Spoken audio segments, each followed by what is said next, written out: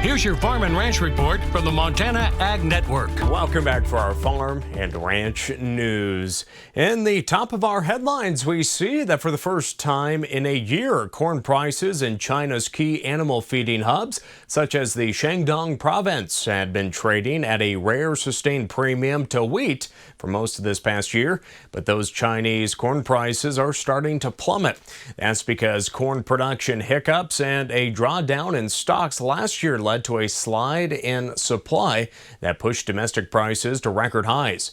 Meanwhile, with respect to U.S. corn exports, USDA reported last week in its monthly feed outlook report that corn exports in 2020 through 21 totaled 2,753 million bushels. Now, this number marks a new record for U.S. corn exports, beating the previous mark of 2,437 million bushels set back in 2017-18.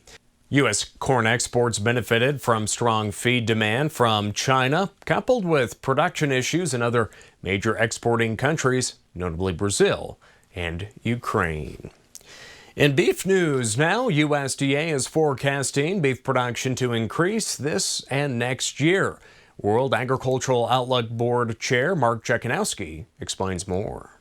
We raised our forecast for both 2021 and 2022, and that reflects a few things, including increased cow slaughter, including dairy cow slaughter, some of the dry conditions that we've seen in the West. That's also been encouraging faster pace of marketing of cattle, getting them to market sooner. So pulling those cattle forward that would have been marketed in future quarters because of the tight feed supplies and tight hay supplies. On the other hand, USDA reduced its pork production forecast for not only this year, but next. For 2022, we reduced our pork production forecast by 560 million pounds, and that largely reflects the data that came out of the Hogs and Pigs report toward the end of September, which showed a much smaller pig crop and reduced farrowing intentions. African swine fever will continue to impact world pork production numbers as the disease remains rampant in Asia, parts of Europe, and now Haiti and the Dominican Republic.